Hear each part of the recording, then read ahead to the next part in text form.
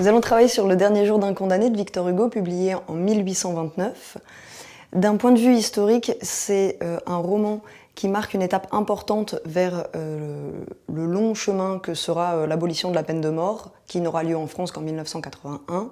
Et d'un point de vue littéraire, c'est une forme qui est résolument nouvelle, puisque Victor Hugo défend ses idées non pas par un essai ou un essai social, politique, ou alors un discours, mais il passe par la fiction. Et au centre de la fiction, il place un condamné. Donc le condamné est dans sa prison et il met en place en fait une fiction qui fait que le condamné a accès à un papier et un stylo et écrit continuellement de 6h du matin jusqu'à 4h du soir. Et donc le lecteur a accès aux pensées et par cette fiction-là peut rentrer en fait dans le cachot du prisonnier.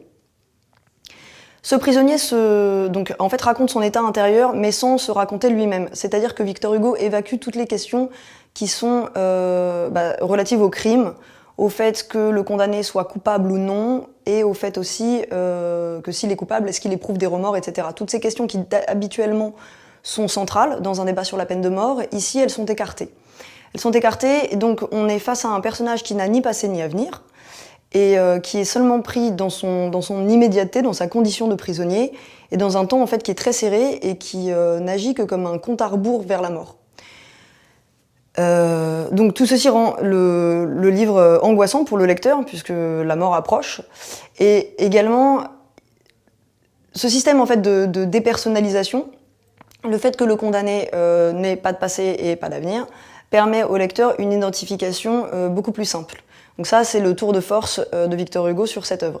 D'un point de vue littéraire, on va s'intéresser donc au genre, évidemment, ça fait partie de l'argumentation, voilà, sous forme de journal intime ou de roman à thèse, ou de monologue intérieur. Ça peut rentrer dans les trois catégories. Du point de vue de l'énonciation, on a un émetteur donc, qui est le condamné, qui parle à la première personne, qui dit « je ».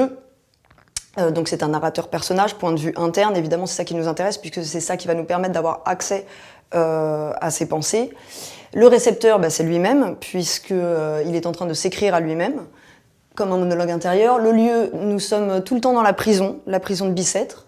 Le temps, ça fait 5 semaines que le condamné est dans la prison et c'est son dernier jour. Le sujet, c'est évidemment la mort qui approche, et le but est de raconter au lecteur les souffrances que peut endurer un condamné ou un prisonnier dans cette situation. Vous serez amené forcément à étudier un champ lexical qui tourne autour de la mort constamment, ou de la prison, de la peur, de la souffrance, de l'angoisse, etc. Tout ceci nous amène à constater que le registre est pathétique. Donc le registre pathétique, je rappelle, a pour but d'émouvoir le lecteur. Et c'est ça qui va permettre à Victor Hugo, en fait, de faire penser au lecteur que peut-être la peine de mort est inhumaine. En conclusion, c'est l'originalité de la construction, notamment par la dépersonnalisation, et la foule de sentiments éprouvés par le lecteur, qui fait de ce texte un des plus grands réquisitoires de la langue française contre la peine de mort.